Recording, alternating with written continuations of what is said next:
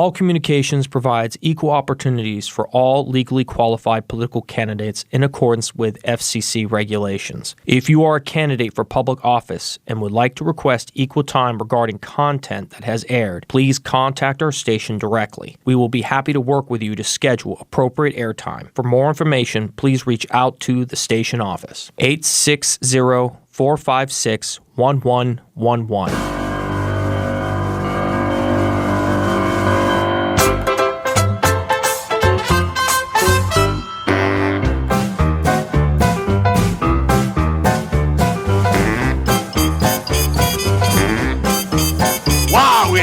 Thursday again, and you are listening to Windham Weekly on WILI 1400, 860-456-1400, because you're going to want to make some calls today. We got a very interesting guest to share with the community, a position that you don't often hear from the Windham Public Schools. But first, I have to say, welcome back, Mr. Doyle, my co-host, my friend, my colleague, and someone I really feel bad for because he is a mushroom. But we love him here in town. He sits literally on the Board of Education and is running for re-election this November, as am I, running for the Windham Council at Large on November 4th. You'll find our names on the bottom line. So today, Mark, if you want to say hello or something and anything? Yeah. We couldn't fit Ken into one of the small seats, so we put him at the large position, and we thought it was better for him. And for those of you who are listening for the first time, this is Windham Weekly, not Windham Weeps, as some people think about it when they hear Ken's voice. But we're Windham Weekly, the talk show that tries to point out positive aspects of life in Windham and the school system and moving forward. So we're going to go right into our discussion here, I think, with our HR director. Didn't we have a much... It was so lively last week without you being my co-host, being home and... Yeah, well, that's because the other co-hosts didn't know how to talk. They just sat there while you filibustered. So Mark, you're going to understand why I'm going to say this, because I've heard it 4 times already. Mark is modeling poor behavior. And challenging behavior, especially as someone who's on the Board of Ed and should be setting examples, not just for his colleagues, but for the children and the staff of Windham Public Schools. But wait a minute. I welcome Matt here, and I don't make fun of his tattoos or his piercings. See? I'm very happy to have him sitting next to me. Matt is my buddy, right, Matt? You say so. All right. So today, from Windham Public Schools, we have Kimberly Beck. She is the HR director. She's not really here in that capacity, but I'm sure we may get to some of those HR questions. Human resources for those who don't get the HR. But she is here in her other role, the district Safe School Climate Director. First, I want to welcome her. Then I'm just going to ask simply in short question, Doyle. Yeah. I'm going to say to her, Kimberly, hold the preliminary. Can you share background of yourself, your a resume in a sense, and how you ended up in Windham, and what this role is? Because to me, that's a new position. To me, it might have been around for a while, but for me, it's a new position. Sure. It's a new title. I don't want to call it a new position. We didn't add anybody, so it's more of a... Did she have to reapply for the position? No, it's a new title. HR does. This was an appointment. My job has changed like 10 times. I just got to keep reapplying for the, No, we knighted her. Can we get to her, for God's sake, Doyle? This was like a knighting ceremony. We just, hit her in the head with a knife. Again, you're modeling challenging behavior, Childish. which is him, right? quite appropriate for today's topic. No, he did it first. No, he touched me. He's touching me. All right, Kim, please. Well, just to start, I am here as the school climate coordinator in that capacity, but I did arrive to Windham first as the director of human resources after having spent many, many years in the Connecticut public schools, 25 of them. In other districts. I have been in West Hartford, Greenwich, Norwalk, and Ridgefield, all in school roles. I started as a teacher for 10 years. What grade level, Kim? I taught 4th through 8th grade in graduate school. Those Nice. were the grade levels I primarily taught. I also was a reading interventionist in a consultant role, so I taught young learners how to read.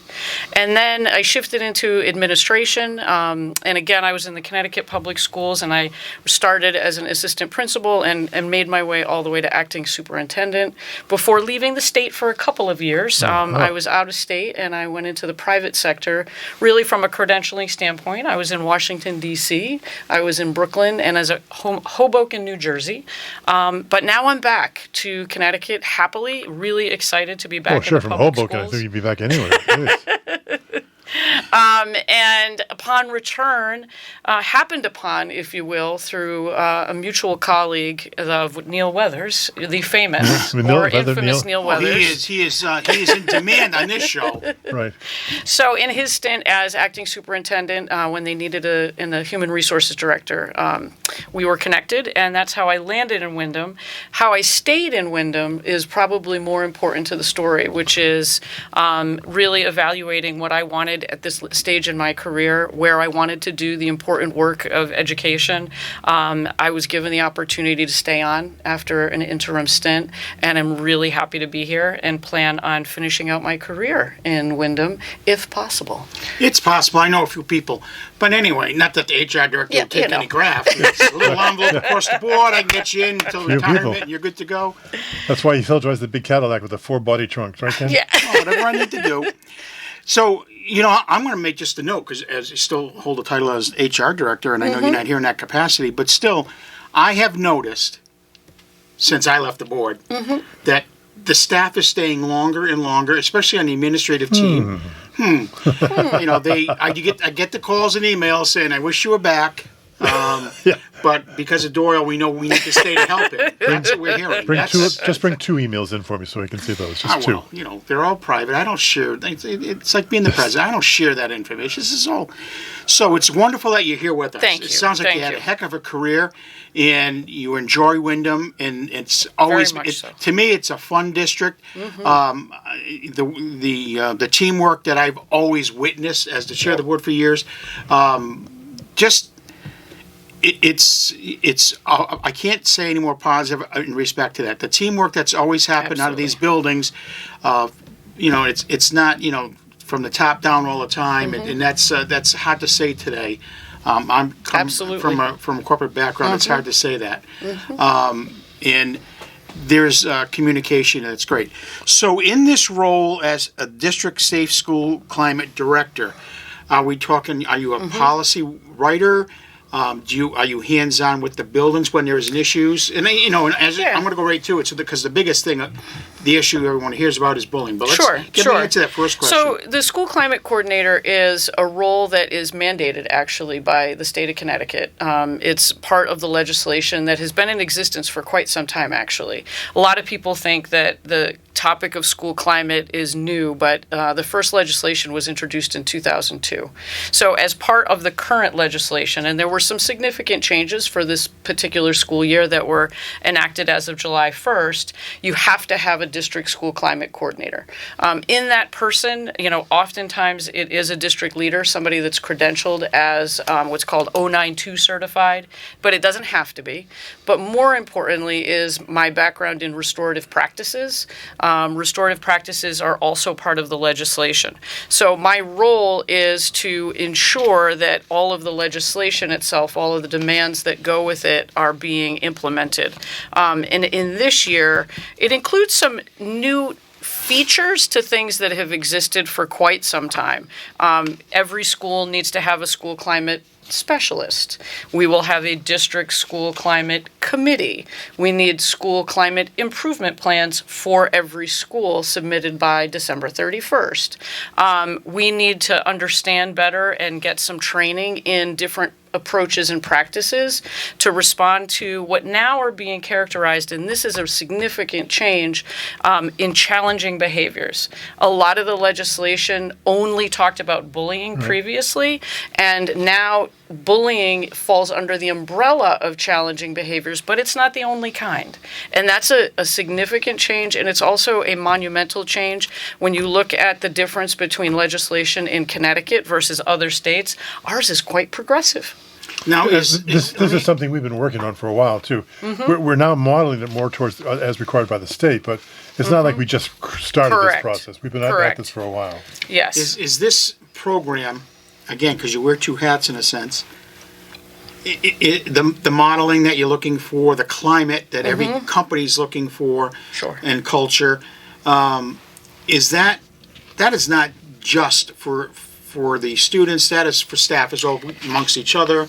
So, it's an interesting question. It is Because I am the legislated. voice of Windham, Kimberly. My God, I always have You are the great questions. interesting voice of Windham. I'm interesting. It comes from I ignorance. use that word very intentionally. Kimberly, it comes from ignorance. Don't worry about it. It comes from ignorance.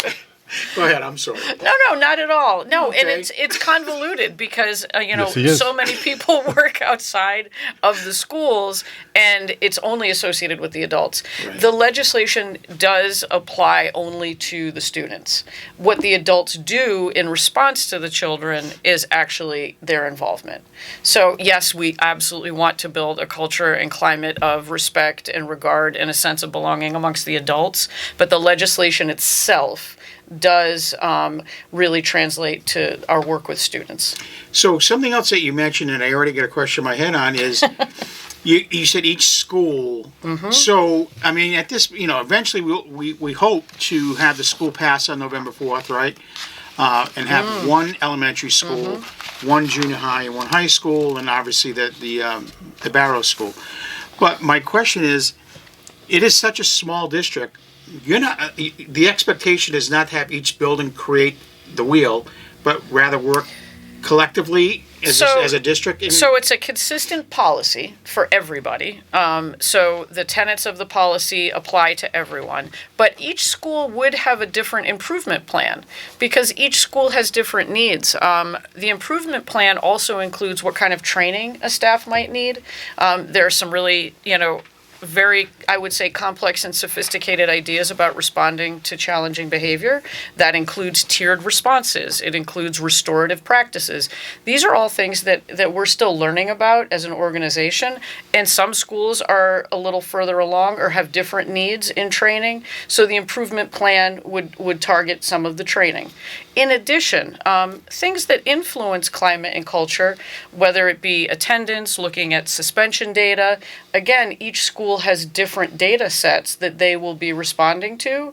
And then lastly, also part of the legislation is a biannual survey, a climate survey. And so those results are what drive the improvement plan. Is that survey taken by parents, staff, or the kids? All. Yeah, and it does vary based on age level and appropriateness and whatnot, but it does transcend all the stakeholders that are involved. Yeah, that trend of these surveys is huge in the corporate world now. I mean, Sure. to the point where I think it's overkill. But that's just my opinion. If you're listening, but If you're not listening, still might have that same opinion. Mr. Corporate. go ahead. No, I was just saying. So, as we get more into the in depth of your programming, let's say that as a parent have an issue with my Great. child, my route is still to go through the teacher and the principal at my school level. That's where I'll get solutions or answers. Not putting on Facebook last night that my child was picked upon. If there is an issue, even with our new policy, I think we direct the parents through that in-school process. Is that correct? Absolutely. And again, the more direct we can be and the more we can partner, and I think that is the spirit of the legislation, is opening up pathways for better partnership with families and with the school. And again, the chain of command, if you will, is always to start directly with the teacher, the classroom, the person that's directly involved and has the most ability to change the conditions if something is happening and support a child. The legislation, at the same time, also creates additional pathways that are consistent, meaning we have similar reporting opportunities, and we have to have the same kind of mechanisms offered for all families. And that has opened it up. I will tell you, it's not Facebook. That's not the reporting. That's not the reporting. That should not be the first method of reporting. No. Bullying is a serious issue that every school, Yes. every company. I visit college campuses every day. I visit hospital systems, and again, we're talking adults, and you can still see it happening. But it's more, I shouldn't say it's more impactful. I just feel that younger children in their early stages of life going through a public school system should feel safe and welcome. Absolutely. And to have it drugged through, as you said, Facebook, and making yourself some kind of a keyboard hero isn't going to help or solve the situation your child is. It's like anything else. You've got to follow, and I hate the chain of command term, but it's there for a reason. I mean, the teachers, as you said, witness it. They see it. It's the child should be most comfortable with that classroom teacher than going to a school principal. And it's always escalated its way to the people in administration, in my time, to solve a problem that that is happening. If you want to just slam a school district, if you just want to hurt a situation or make a situation worse, then that's the way to go about it. Is through Facebook. If you want to solve the problem, work with the system that's in place. And this new state law is a pretty impressive one, I think, to help the school districts recognize you need to have a plan in place, and I think talented, trained staff members to fix that. Yeah, and again, everyone, I come here not only as an educator of 33 years, but I'm also here as a parent of 2 children who are now in college and have had their own set of experiences that, were challenging and negative. And I would say the word bullying is a very charged one. It comes with a lot of emotion. There are a lot of interpretations of what bullying is. Part of the law is helping us tease out what's challenging behaviors. Yes, there's negative conflict that exists within, all classroom dynamics, but how do we better the situation? And I think that that's the spirit of all of the legislation, and I know that that's the intent of all of the educators, is how do we make all conditions better so that, as you said, Ken, that kids feel safe and they feel a sense of community and belonging every single day. Well, they have to feel that safeness in their home, their community, eventually in their workplace, because there are folks who are timid in their workplace because of past behavioral experiences, whether it's on campus or off, and that's where it has to be handled professionally. But, as the individual grows, so grows, I'm not saying the tolerance of it, but you learn methods to cope with someone like Mark Doyle, someone who's an absolute. That's what poker. I was thinking. We probably need a session after the show, Ken, where Kimberly can work in a group counseling situation. We're going to have to do some restorative work. So that we can have you. I'm here to help and support Mark in his progress. We can have you stop picking on me. I know we need some help, but I'm here. Yeah. I want the community to know that this is the soft-hearted Ken. The voice of Wyndham likes Mark. I am the heart of Wyndham. If you forgot, I am the heart of Wyndham. We talked about your heart. It's black, That's but that's right. another story. There we go. See, Kim. Like a stone. What are we going to do here, Kim? I want a private session. So we might have to meet. We might have to meet. I got again. I don't think these are off topic, but because we can get back to this at any time Mark feels the need to say something. Thank you. If I have the opportunity. Well, so I've got a couple concerns with what's going on at the federal government level. Okay, and you might have some insight more than I. I mean, I do pay attention quite a bit to it, but we all know about the Office of Education at the federal levels being, it's down to whatever, maybe 5,000 people now working there. But recently, with the shutdown and everything, they already closed out the special ed department up in D.C. Figured you were a D.C. person and hanging out on K Street. I don't know what the heck's going on. And the financial cuts and the ramifications. How are we doing? How are we going to handle all this?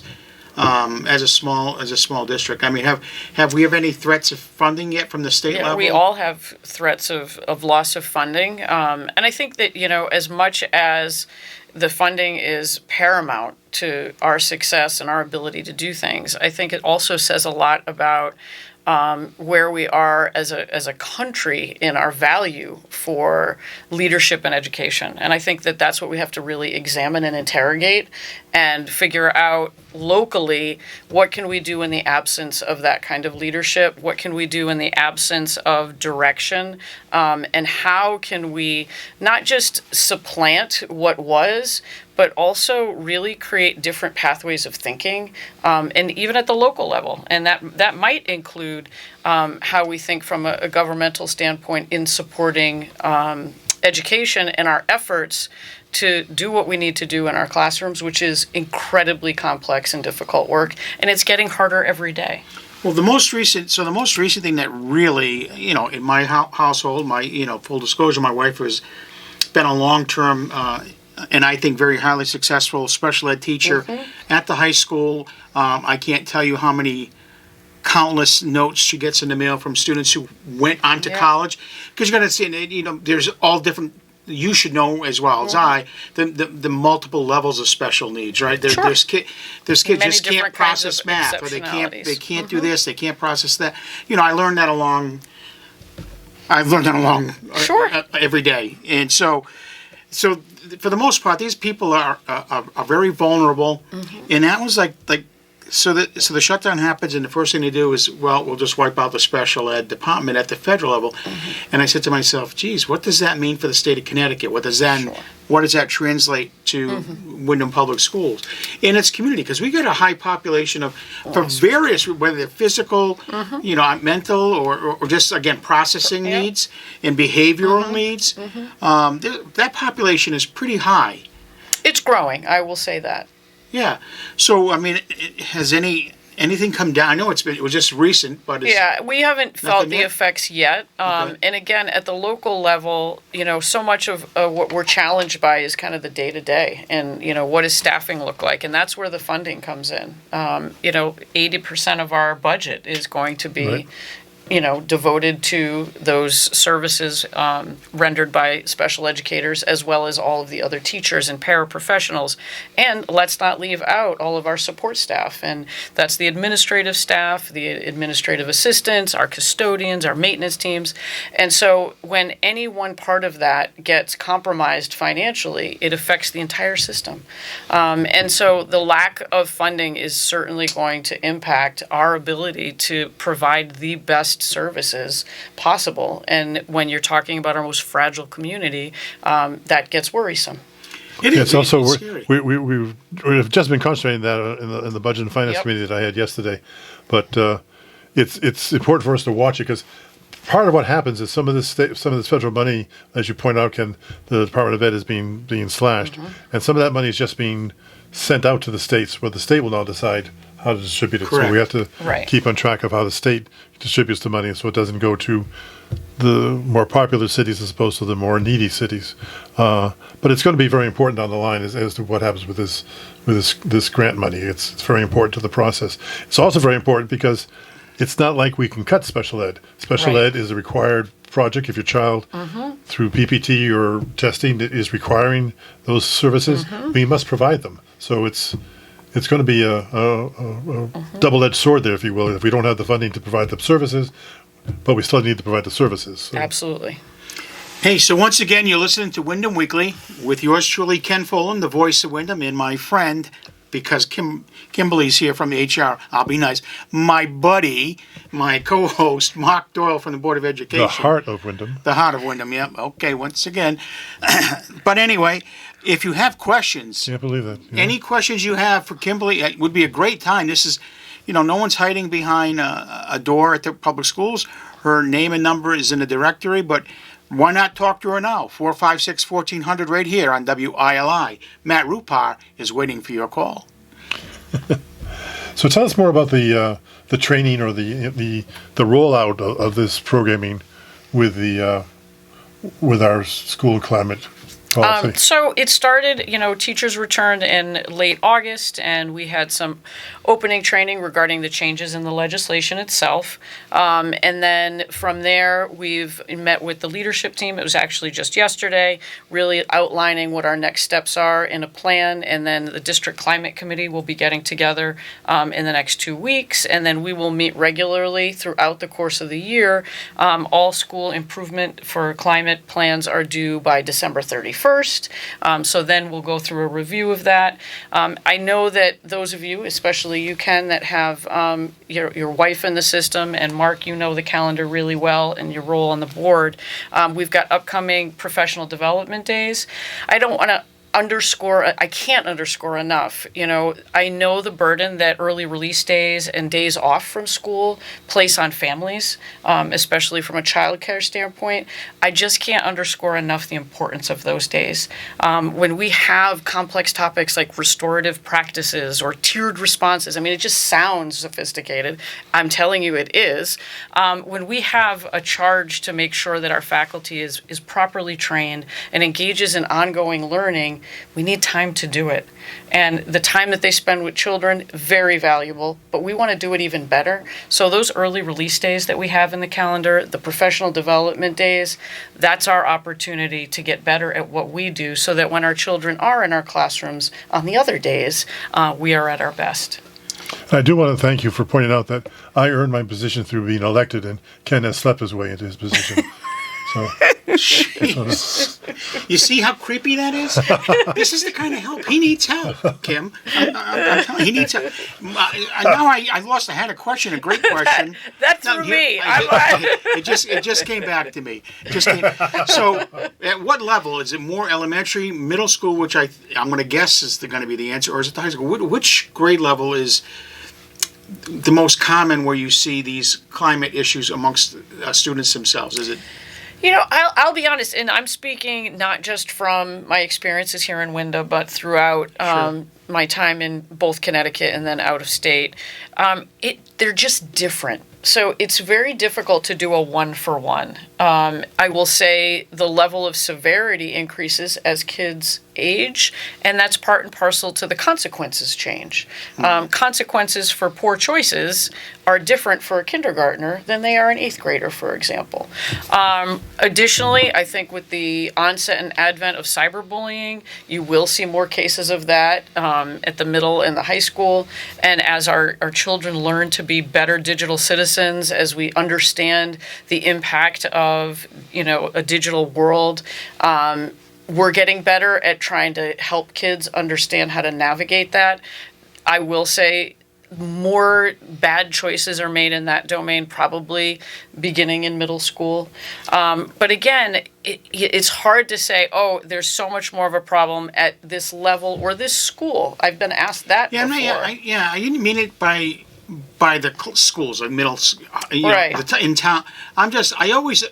My assumption was, okay, K through 4 or 5, those elementary years, your professional staff and the parents are working, if they see difficulties, a little bit more closely because parents are more involved at that level. Junior high, is very difficult. I remember doing student teaching at junior high level. And junior high is very difficult. I got tossed out because I was going to whack a kid. Well, no, I was a big bully. No, makes sense you're in corporate. so no, that junior high, it just seemed obviously, the whole some kids are has transformed through puberty, and some haven't, and there's this and there's that, and that's the whole trying to figure out who they are bit. Sure. By high school, I would think they're pretty secure, and I knew I was going to be the voice of Windham in high school. It was unbelievable. But, I mean, you're pretty secure in who you are, but you're certainly going to grow as an adult to your Mark's age. Well, some of us you finally will, yeah. figured out who the hell he wanted to be and who he is. Some of us will grow up, Ken. Some of us won't. But that's what I meant. That's why I always thought that middle school, it was, like the whole 6-7. You know that? You know about that? Well, Do you know about 6-7? well, I don't know if you're talking about the same 6-7 thing that The kids I'm always say thinking about. 6-7. Mark Doyle, 6-7. I know all about that. I'm in with the kids. I got it. So, She can't I'm take very it. alarmed by you right now. But at the same time, let me respond to Okay, what you're sure. getting at. You're talking about a typical trajectory, Right, right. typically speaking. I will offer that, slightly before COVID, and then definitely as a consequence of things are just not typical anymore. Okay. And so, and kids are still trying to figure out at all ages. I think we're seeing more and more children at younger ages really struggling with some mental health issues that we did not see in these kinds of numbers and percentages before. You've got high schoolers that you said, have a sense of direction. I knew who I am. I'm making good choices for the most part, and I'm a typical teenager.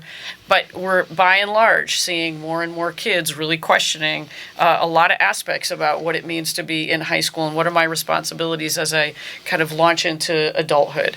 So for me, as I think about what's typical and what are we really trying to get at now, It's really thinking about how mistake making gets viewed, how we give kids the confidence they need to follow a more traditional or typical trajectory in that social emotional development, and give them tools at all ages. And that is actually inherent in what this legislation is getting at. That sounds like I haven't read all of it, but I've seen most of it, and I'm pretty impressed with what the state came up with. It's a legislative body with professional staff, but I mean, sometimes you really wonder what's coming down the pike, right? This is something good, I think, for the schools. Yeah, no, and I think, one of the things that you're hitting on, and Mark, you definitely said it by asking it must have been a mistake if you said it. About Facebook, what's my...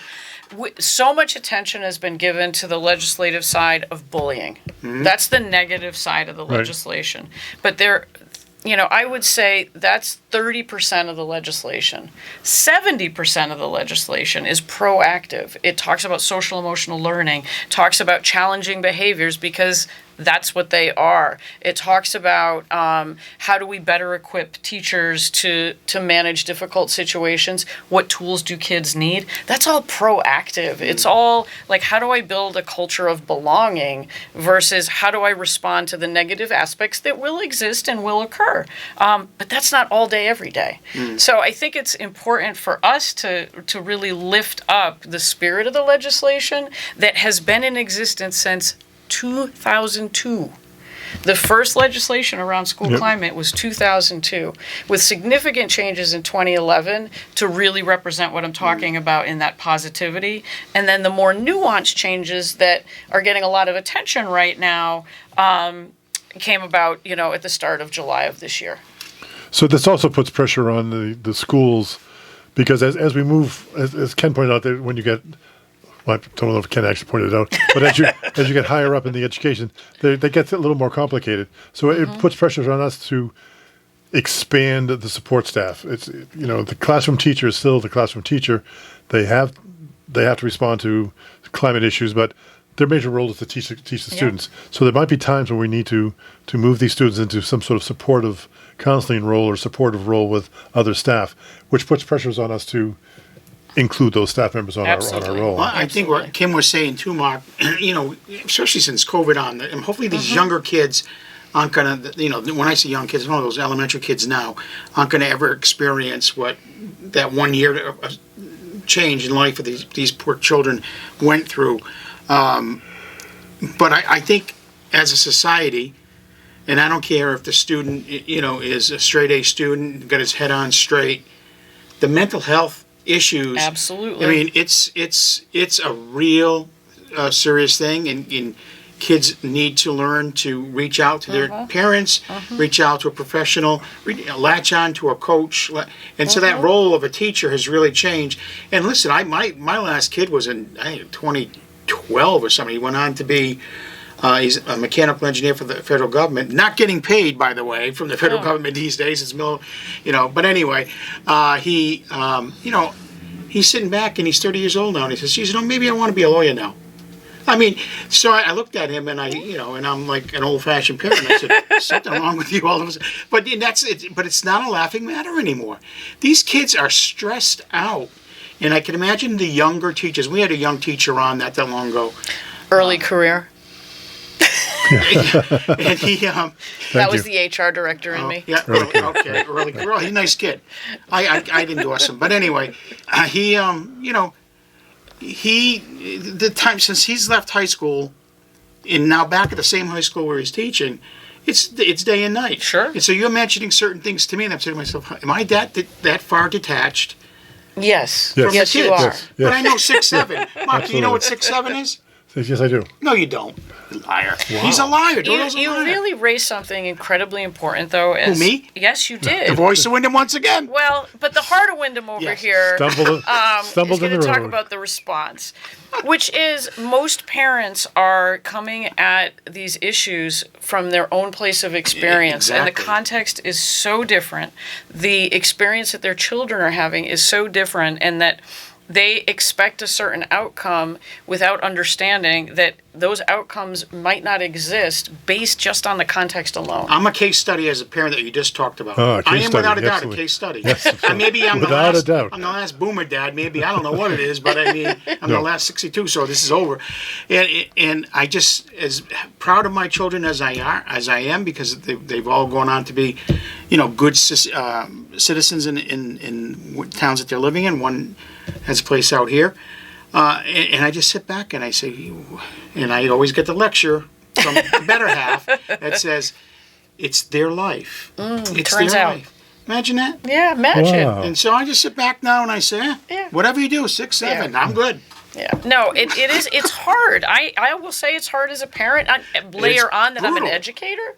So you imagine the expectations that I'm supposed to have of their lives and what they do. But as we talk about these incredibly important topics, we're looking for partnership.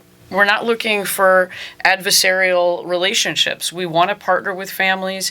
We want to understand what's happening at home, what you're seeing. We want to share openly what we're experiencing and come together around these topics so that we can best meet the needs of kids. Well, again, I'm probably one of the biggest cheerleaders you'll ever hear from Windham Public Schools, and I have been for years. And I think, we've gone through so many variations of opening the doors to the community and making the people feel, with every administration, to feel comfortable, to feel welcome. When it comes to your child, I just want the community to know those doors are open. If you got a problem, don't sit there and be the bad example of typing nasty stuff. How about being the great example of, hey, let's take and have an adult conversation first. You don't even bring a kid into all of that right then and there, and see what's going on. Let the professional staff assist you through the process. Clearly, this legislation is recognized by the entire state now, and in the direction in which you're leading the team here in Windham. I think that's great, and that you're coming on today's show to let people know that it exists. Even though you got to work with guys like Mark Doyle, I think it's wonderful because this is huge. This whole mental health thing, the bullying, this is a huge thing that we're asking early. What'd you call these new teachers? Early career teachers, and then the more senior teachers. They're all coming from veterans, and they're all coming from. Well, am I learning a lot today? When I go, I'm going to be impressed. Impress my wife. But, they're all coming from different stages of their own personal lives where they have no children, not married, have children, have, older children, have kids in college or and I about ready to quit. I don't want to thank Kimberly for bringing in that pieces of candy that she keeps feeding you to positive reinforcement on your behavior there. So it's helping. You didn't know about early. What did you call that again? I can't help. My memory is shot. Early career. Early career. You didn't probably know about the term early career. No, I'm a veteran. I don't worry about that. No, you're more than a veteran. I'm a veteran. So is there any more about the details that we've missed on the... No, I mean, a lot can be seen on the website. There's the school climate policy. There's also the restorative practices policy, both required by the state and both adopted by the Board of Education this summer. So parents can view this themselves on the website. So they can view this on the website. More is coming from the schools once the school improvement plans. I think the one thing I would add is that there will be parent representatives on each of the school committees. Right, So that's an we're working with important the school governance council. So this is separate from that, but there'll be, interaction. Again, yet another way for parents to be with. involved. They can try and get onto the governance council. They can tell the principal they're interested in getting on this. There's other ways for parents to get very actively involved in this process. Absolutely. Parents in my day could just simply volunteer. There's always the PTOs, but you could just say, I want to hang out with my kid's class for the day. No, you can't. You can't do that? No, you can't just say, "Hey, I want to hang out." No, Oh, we have a very I'm sure you have clear to vet 'em. volunteer. If you'd like to volunteer, also on our website at the Human Resources tab for the information of your listeners, you can sign on to apply to be a volunteer, and then there are different capacities. In your child's class, Not always, no. That's not always the best I'm going to choice. volunteer to be a security guy. And that's why you have to apply, Ken. There See, are, that's that movie from you were in Hoboken. You ever see that movie, that Principal Big Joe? He walked around with a bat. He got things under control. Yeah. That's the kind of security guy I'm Yes, going to be. that was the Morgan Freeman. Yeah, Morgan Freeman. Yes, I See? recall the movie. so this, Another acclaimed. this is Ken. Wow. This is Ken recalling his Rhode Island days back when. We used to throw quahog shells at the kids. That's right. Oh, nice. Nice. But I will hey- be doing an official investigation into your behavior. Yeah. I knew it. I knew she was a rat fink. No.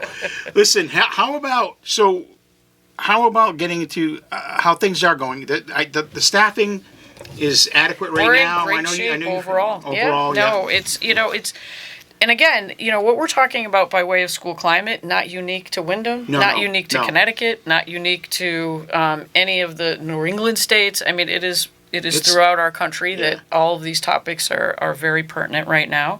Similarly, there's a national shortage of educators, and it's getting harder and harder to have adequate staffing. But I can proudly say we are continuing to hire in a few real high needs places, a few special education roles. So if anybody's looking for work in the domain of a special education paraprofessional, please go to our website and apply. But overall, we've done a really nice job of hiring. My team is extraordinary. I love the human resources department, working alongside our school personnel, the principals, assistant principals, and program leaders. And so we're in really good shape. We're also extensively working with Eastern and Yukon as well as. Yeah, and that's a great recruitment opportunity for us, being so proximate to both universities, and as much as we can offer a pathway for somebody in their early career to be ready to go. We also had some real need this year for some experienced professionals. How are you doing with student teachers? Are you getting a good? We had a gentleman who was on the board of ed for years who did that for a living. If he retired from teaching, he started working with the universities. And he used to flood us with student teachers, which was great. We continue to welcome student teachers across all levels. We're looking at building up more intern programming so that we can show different aspects of what it means to work in the educational environment. Do you know by chance if that young teachers program is still in existence? I do not know. I do not know. Yeah, see, Mark really didn't know it existed back when he was on the board with me. I mean, I was the involved guy on the board of ed. God, did I help out? Oh my gosh, yes. God, I could write a whole song and a book about myself. About yourself, I believe that. Those are the glory days of Windham education, folks. The glory days in Ken's mind. Yes, Wow, it's true. she's quick this one. Wow, she's learning. How is the in Take your terms time, of Ken. how is the climate of the staff with new administration in? Nothing, Iris has been wonderful, very open to come on this show and tolerate this. I think she there's knows a it's number one. huge- She knows it's the number one rated show on the radio. Stop touching the HR director. I have to ask you to stop touching the HR director. So Kim, you gonna make it? again, I joined the community in February, and one of the primary reasons I stayed is because of my colleagues. It's extraordinary. I spend most of my time, but not all, at central office, and it's an incredible team, and Dr. Gamero is exactly what this district needs. Yeah. We could not be luckier in having her as a leader, providing the pathways for us to do this work together. You can tell her passion and excitement for being here, and I love that. Because ultimately she is young in her career in respect to being a superintendent. Absolutely. This is her first superintendency, so that's see an early career. Yeah, Hopefully she stays here till she's a veteran. Because I think she's wonderful. She comes on here. She risks taking some harsh questions if people call in, and she's great. And that's well done, that's Mark. really You good. were on the board Yes, that I hired was. her. Yes, I was.